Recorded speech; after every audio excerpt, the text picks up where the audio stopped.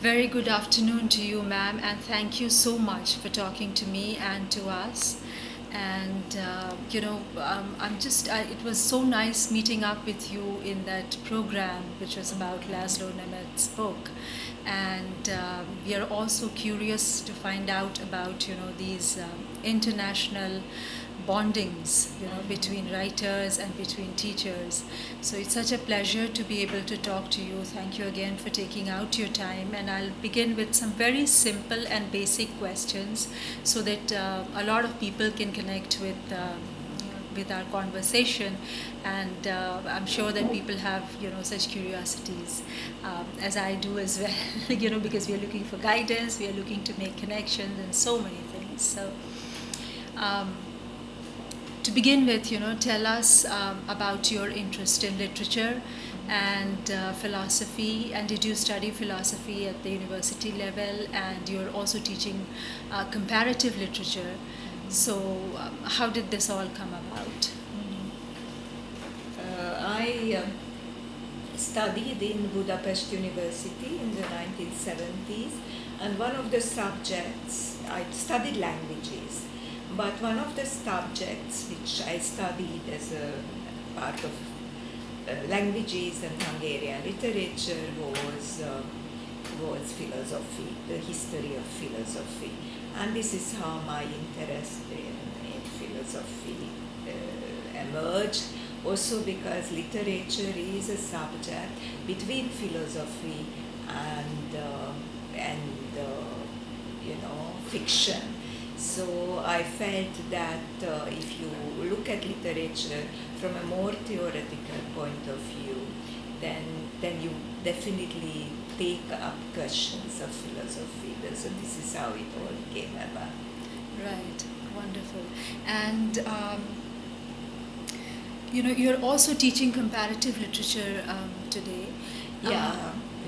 Yeah. Comparative literature came about because Hungarian literature and in general East European literatures are very far from literatures here, and even though there is a lot of interest in literatures outside, but people don't know too much about it, which is quite natural.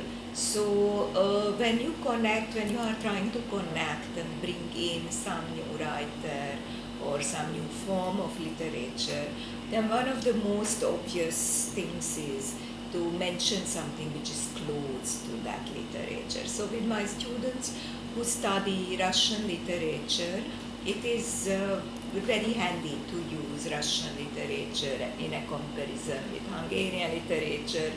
Or I know myself that whenever I read something in English or in Hindi, then my interest would be, first of all, how I would sort of try to identify with some form or with a piece of prose or with some poetry in Hungarian literature. Also in translation we gain a lot when we are able to identify a certain form of verse or a form of poetry with what we learned before. So that it was very helpful in all my efforts of doing translation of Hungarian poetry. Yeah, great. Okay, so I'll say something from my own experience, and it's very, very naive. I was at one point in time living in Amherst, New York, and I applied to study comparative literature.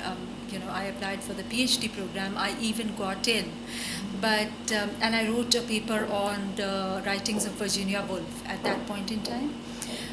But I had actually done my graduation in history from DU, and then I went on to study journalism and did write for a bit for some newspapers, freelancing, and then worked a little bit for the television. But still, I had that academic, hunger, I should say, that quest, and I wanted to pursue it further. So many things. So I applied both in the Department of History and in Comparative Literature. So when I went to the Department of Comparative Literature, at that point in time, the Director of Graduate Studies, Dr. Johnson, he told me that I hope you understand what you're getting into, because we don't really compare literature, we are comparatively literature. So they were studying a lot of philosophers like Hegel and Heidegger and all of that, and we also as students of history have to anyway know all of these giants anyway. But still, so what would you say to that? That it is comparatively literature, but not, we don't compare literature. Is that a statement of truth or? That's very witty. Right. In any case, it's Right. very witty. Yeah. But very often it happens that, instead of, these days very often we use, instead of the term of word literature, very often we use comparative literature, because when you are discussing word literature, you are unwillingly or even involuntarily categorizing pieces of work and categorizing something as belonging to word literature, great literature, and something which is not so much, and you are trying to bring it in. But comparative literature is a subject which is able to place very many works on, very many works at par, or very many works in comparison with other pieces of literature. And I'm also in a department where many of our students learn 3-4 languages. So even when they don't know them very well, they learn about a number of poets. So when you want to deal with all these pieces of literature, one of the most interesting and most exciting things is to bring in works and to bring in writers and poets who wrote, whose main themes are very similar, or the main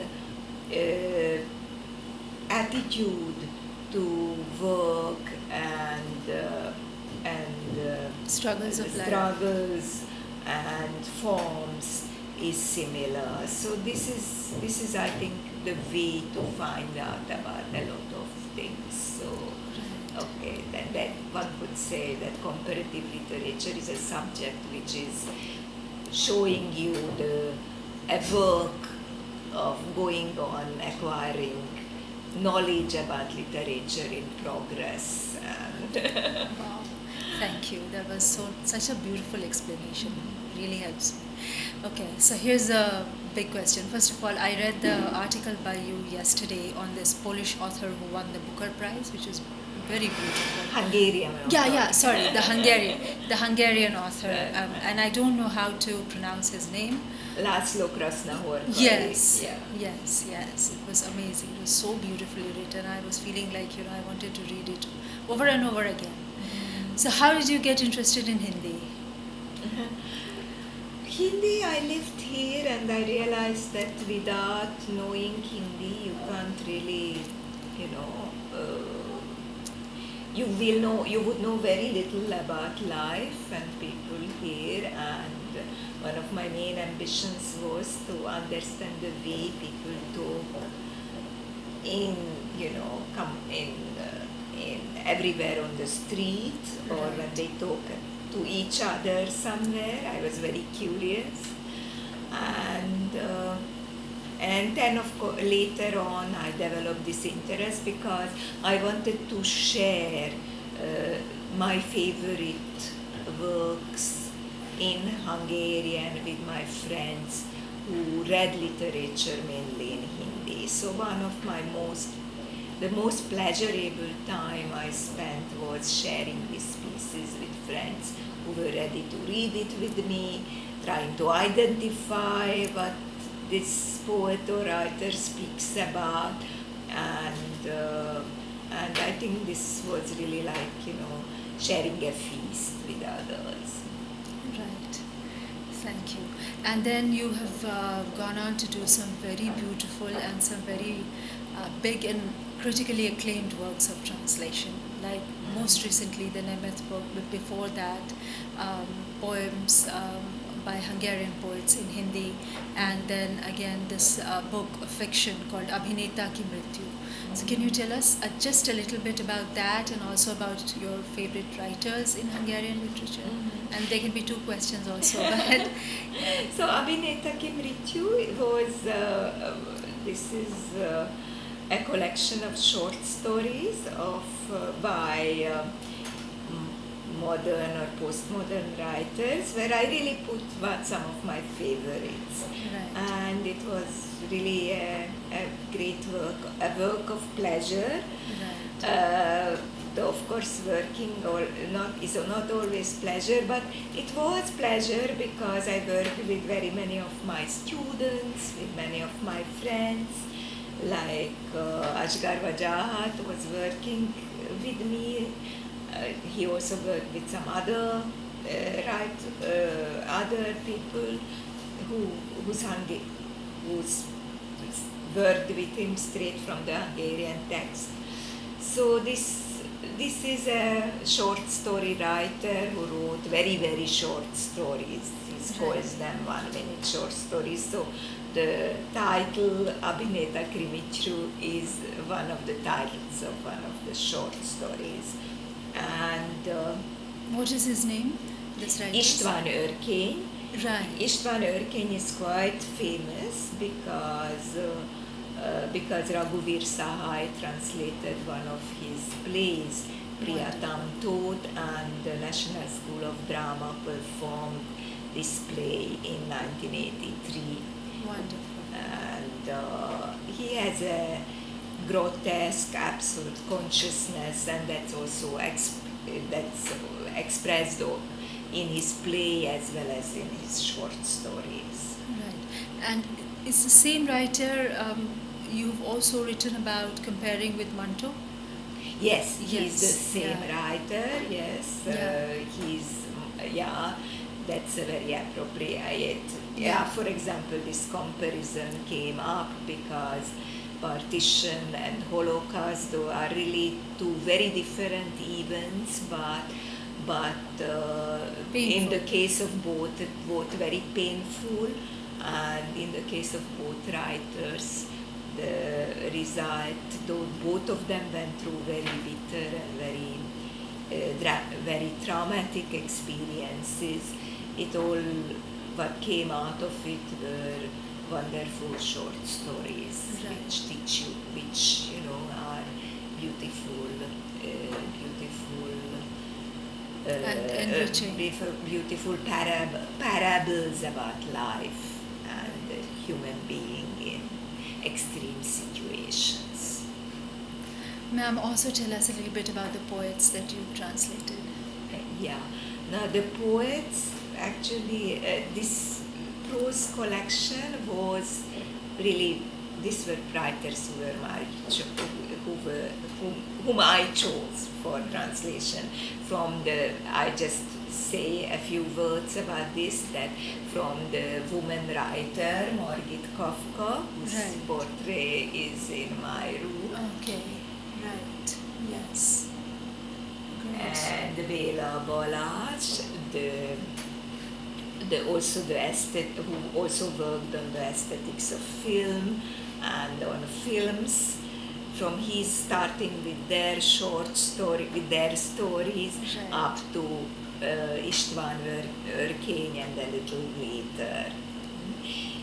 But poetry was more like some other friends brought in poetry and told me that they are interested in working on these poets. Such Girda Rati is Right. such a poet. We worked together on quite a lot of Hungarian poetry. Originally, he saw some of the poems in Miklós Vajda's collection, English collection of Hungarian poetry, but he wanted to work on them in the original. So this is how he asked me to work on the same poets or to work on slightly similar poets from the Hungarian original. So this is how it came about, and this was again a very pleasurable job. Girda Rati and Kiran Chandra Kiran Rathi, both of them became very great friends, and I think this is also, it's actually, it all comes from poetry, from our love Right, of right. poetry. Right, yes, ma'am. And these books are available with Rajkamal or Vani or This is with Girda Rathi. the The 10 books Hungarian. are Vagdevi Prakashan in Okay. Rajasthan is one Right. of his publishers, and these books, modern Hungarian poetry, Adhunik Hungary Kavi, and János Hájsz Géza Bhagwa. Okay. They were both published by Vagdevi Prakashan. And Abhineta Ki Mrityu?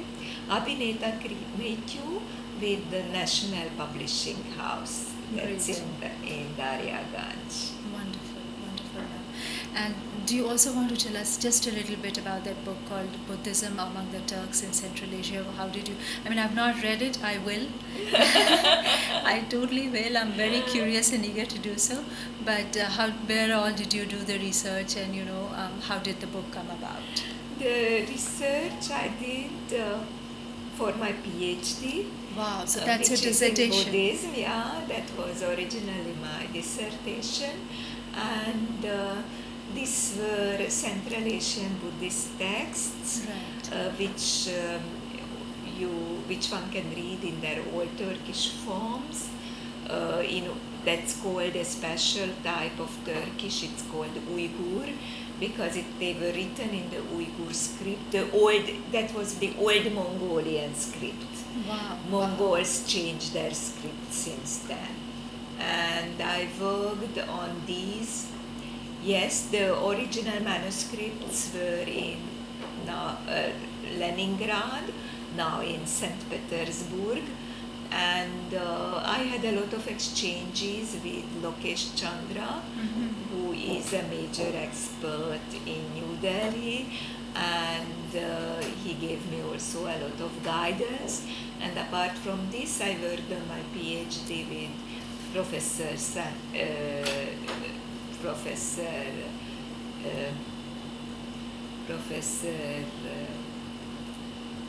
Sangasena, who was the head of the Buddhist department in Delhi University for very wow! So you many did it from years. here. Yeah, Oh yeah, wow! yeah, Wow! yeah. That's amazing. Wonderful. So this is what I So did.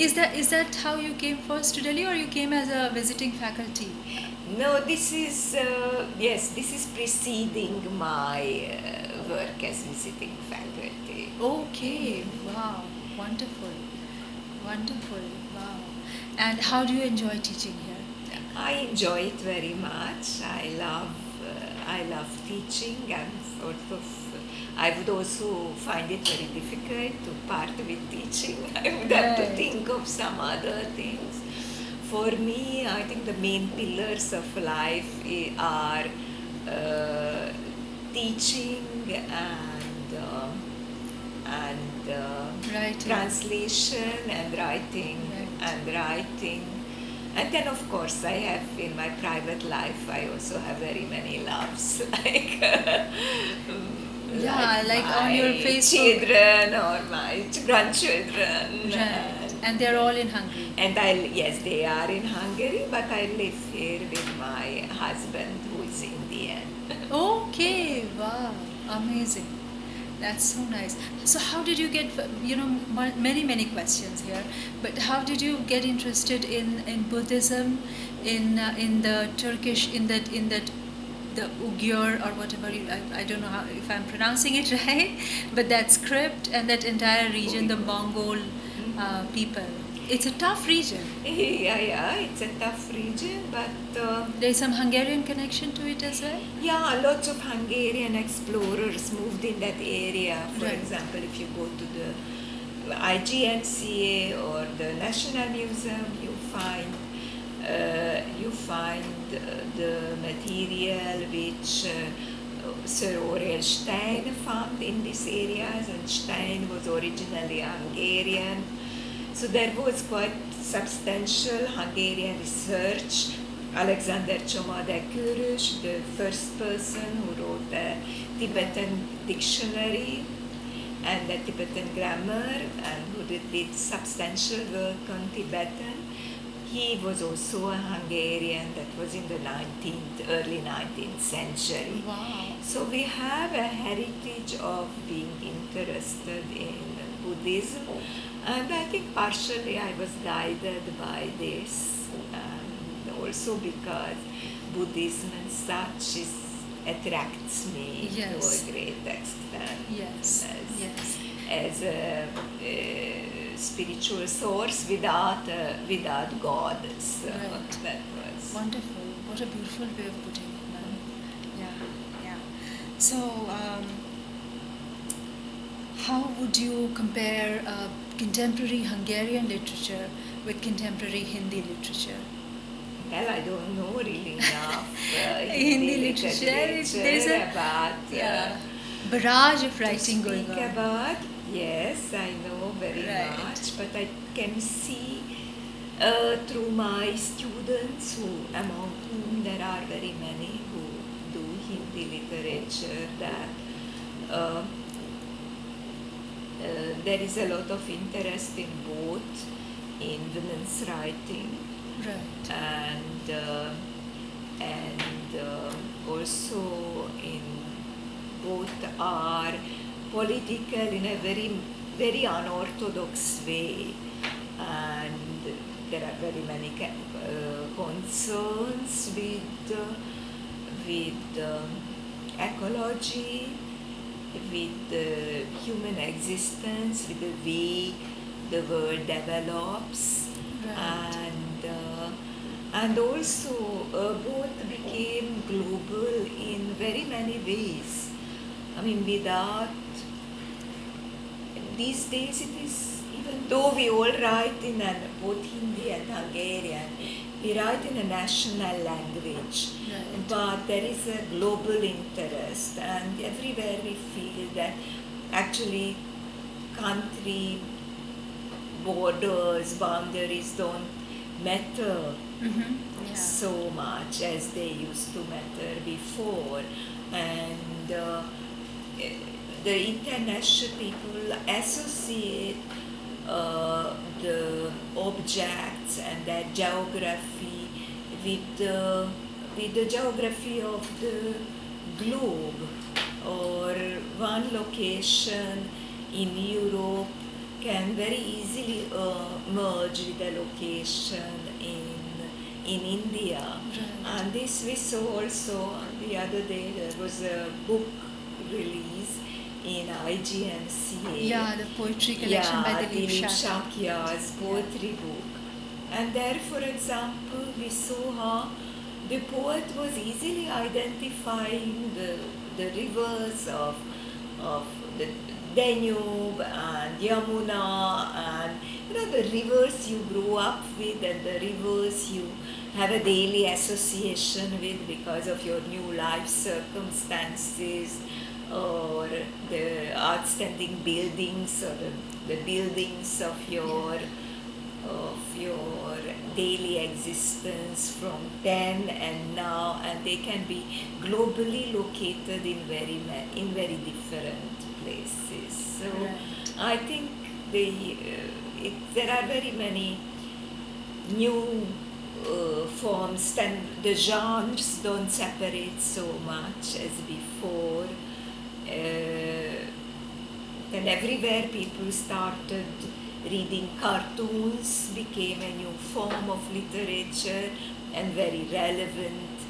Then there are detective novels, thrillers, and science fiction, which started merging into bestsellers. Into bestsellers, and also merge into works of fiction or elements of them.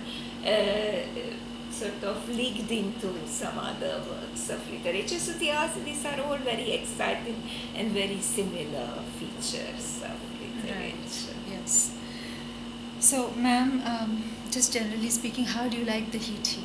It's been many years for you now, but Well, still. there is always a phase of heat which I welcome Right. and I love because I love the sense. I love that, that you can, it's like you feel that like the erstwhile home of humanity is, Wonderful. it's warm Yeah. and it's, I like the heat, definitely like the heat. But then there comes a point always, that's when also the night temperature reaches 30, that when I wish that it was A not little so more. hot, it was a Yeah. little cooler. Yeah, But and it can be, that's yeah. just that. Yeah. But then again, I love the monsoon, even when it's hot. I love seeing how the grass grows. You can see it with your eyes. So I must say that I can Yeah. enjoy the pleasures of heat. Right, and you don't miss the snowfall and the snow-covered. I don't miss it. Yes, once in a while I don't mind seeing Right. it. Yeah. Having a view of the Weirdly snow. enough, I do.